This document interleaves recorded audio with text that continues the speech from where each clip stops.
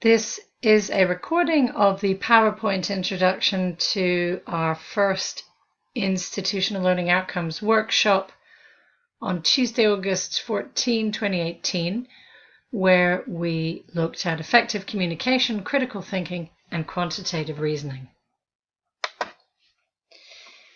So I kick off with a beautiful quote from John Donne.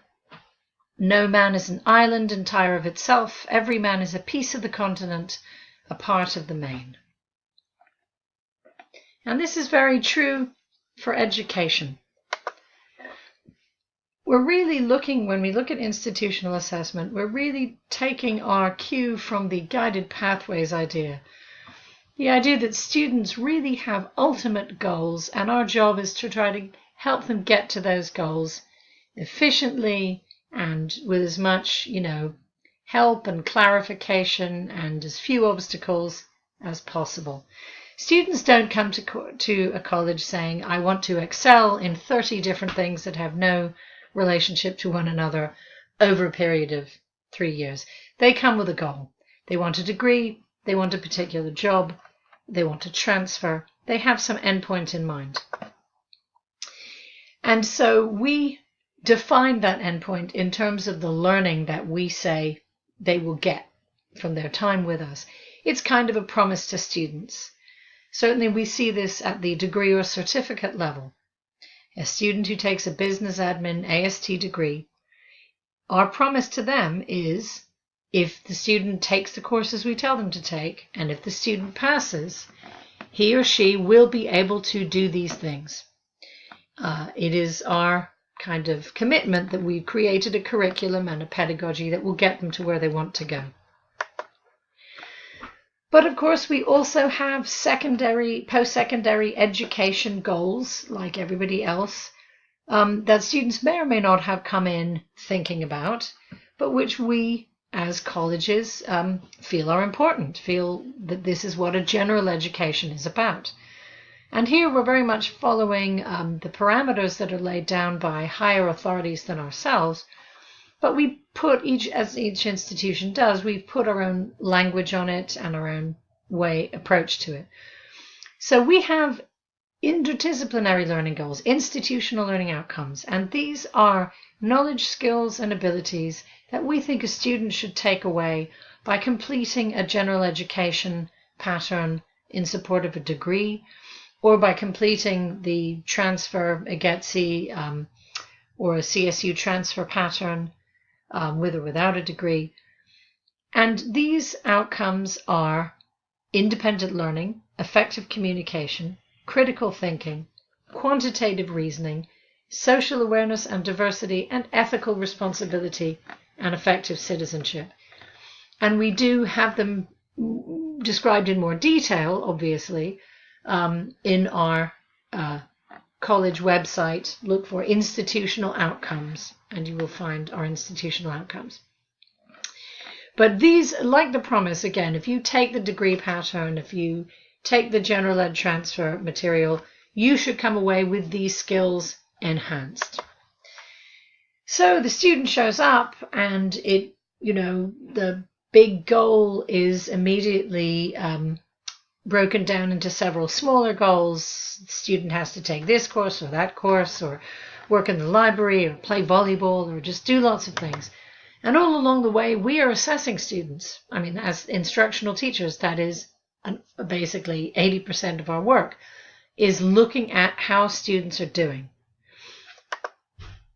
But we tend to do it in discrete bubbles. It's the nature of the institution. We can't get the bigger picture of these interdisciplinary skills and abilities. We look at how they're doing in math, in computer science, in their interaction in the learning center, and so on. So what we're talking about here is trying to find opportunities to develop another perspective and to ask ourselves whether our work with students collectively fulfills the promise laid out in those institutional learning outcomes.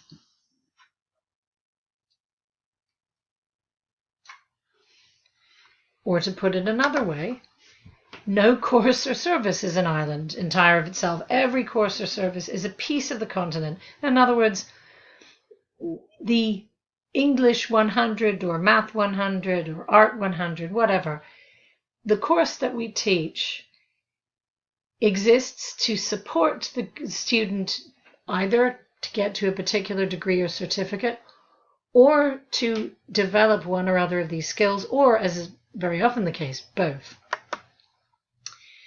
So it's a question of seeing our course or our service with students in context. Now here you're going to see a description of what we did in this workshop. There were about 15 faculty, and we divided into 3 teams, and each faculty member worked on one of the 3 outcomes with 4 or 5 colleagues. It was interdisciplinary. And in each group, the faculty discussed what the outcome they were interested in meant in their different discipline or service.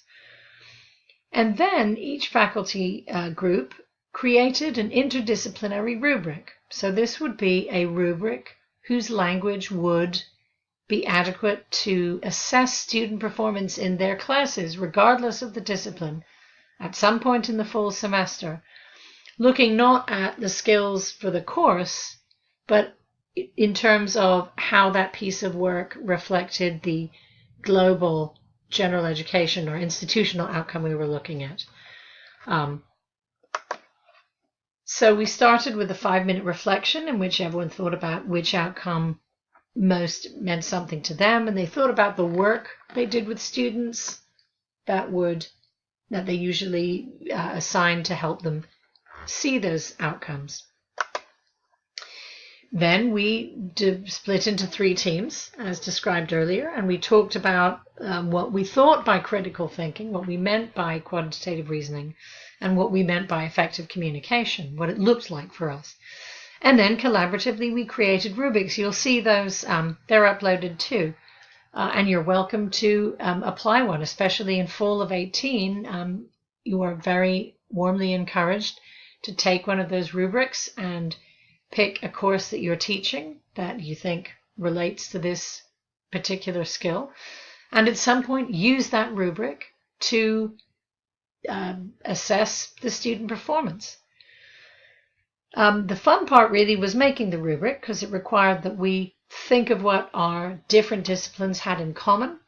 It meant that we had to find room for everyone. So, the scientist's idea of critical thinking is very different from the painter's idea, but when you've got an art teacher and a critical thinking teacher both talking about critical thinking, you have to make sure that everybody's work makes sense. And it meant we also had to ask ourselves those questions like, what do we mean by competence? How can we tell what looks like good to us? The rubrics use a 1 through 5 scale. This is very standard in gathering information on student learning, where 1 is significantly below expectations. 3 is competent, like a C, a passing grade, if you like, and 5 is significantly exceeding.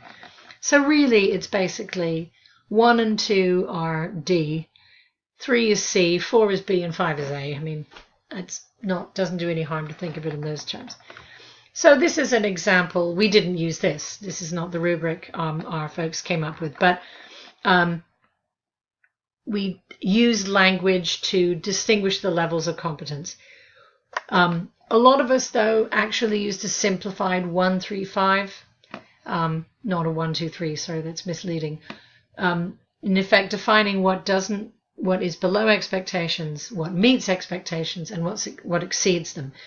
And this is still useful to retain the 2 and 4, because you might look at a piece of student work and think, well, it isn't really competent yet, but at the same time, it's not that bad.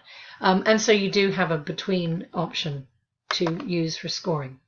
So again, we created a rubric collaboratively for each of these outcomes. And then finally, we discussed, what was interesting, what was difficult. We had a share out. And at this point, I'm, again, sharing it out to you if you're watching this. Even if you were not at the workshop, if you would like to have a go and join in, if you teach a course or if you are in student services and you have a workshop or a training session, something with a learning outcome as opposed to a service area outcome, that you think supports effective communication, critical thinking, or quantitative reasoning as spelled out in the attached rubrics, then by all means go ahead, print it up, use it to grade some students. If you teach a very large class and it would be a production to give us maybe 50 students a score, then do 20. I don't think it should take you more than another minute or two on the grading process for a piece of student work. So if it is too onerous, then don't worry about it. But, if you normally would spend a few minutes looking at it, and then it would just be another second to give a student a score using this rubric, as I say, by all means do that.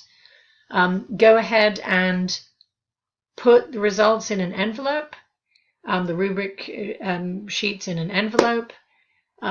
Make sure to write on the envelope or on the sheets what course it is, so we know if it's Math 251 or Art 492, so we know what the course is, and then send them back to me this fall.